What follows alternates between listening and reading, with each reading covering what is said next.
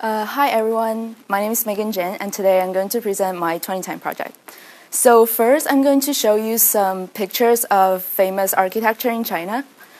The first one is the Tiananmen Square. So the Tiananmen is one of the most famous buildings in China. It was built in Ming Dynasty, and it has more than 500-year history. So today, the Tiananmen is now look like this. And the second one is the Beijing National Stadium.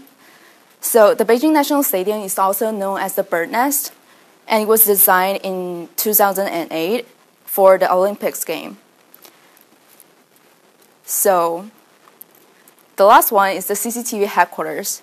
So the CCTV headquarters is the symbol of Beijing, and it was designed by the OMA. So through those pictures, I want to show you that how air pollution affects the environment and how it affects the people's daily life. So when I was in China, I heard about the news that there was a couple in Beijing. They were holding hands and walking on the street. And when they're getting into their apartment building, the guy actually found out her girlfriend disappeared. And after a few hours, the police found out the girl dropped into a well. So that's really funny. And okay. So actually at that day, the AQR level is actually the air quality index of Beijing is more than 10,000 micrometer per cubic millimeters. So according to a researcher, so the air pollution, and according to a researcher, Lily Keo, this chart shows the air quality index from 2008 to 2014. And there are only 2 days that the air quality is in the good level. So what makes the air look so foggy and what is in the air? So we call this kind of air as smog. And the word smog is the combination of 2 words, the smoke and fog. So smog is basically a yellowish or blackish fog that was formed by a mixture of pollutant in the atmosphere, which consists of small particles or ground-level ozons. So smog is formed when the sunlight and the heat react with those particles and gases in the air.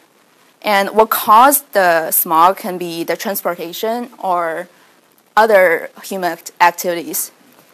So smog can also be responsible for any disease such as the small disease such as coughing or cold, and it can also cause more serious disease or even deadly disease such as lung cancer. So during my research, I found a Dutch designer, which the name is Daan Roosgaard. So he designed a machine that can clean up the air by using ion technology. And here's a picture of the machine. We call it the smog-free tower. So the machine is charged by a positive current, and the electrode will then release some positive ions into the air. So the positive ion will then bond with the particles in the air. And the tower has a negative charged surface, and it will draw back the ion with the particles inside the machine.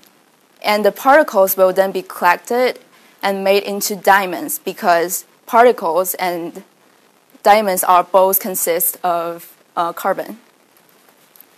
So then I came out with an idea. So I want to combine this machine with and use its technology into buildings.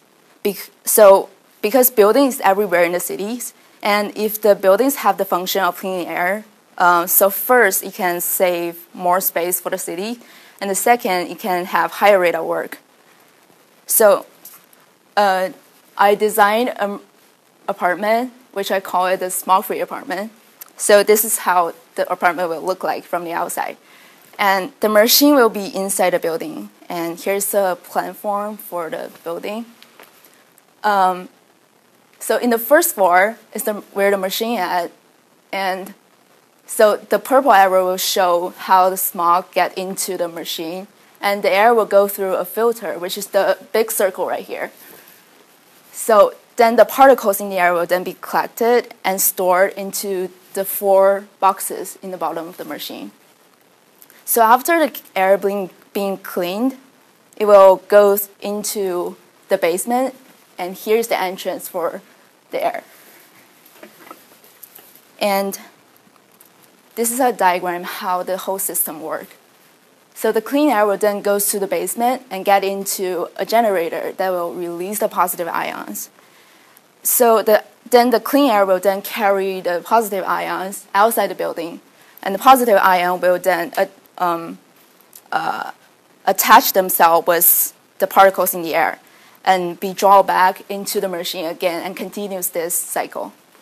So the particles being collected will then go to a machine that will add higher pressure to the particles and make them to diamonds. So I don't have enough information about how this process will work, how it will actually make the particles into diamonds. So that's what I will be working on during the summer. And I want to share my project with more people and get more information. And I hope my project will help more people in the smog city, not only in China, but also in different countries. Thank you.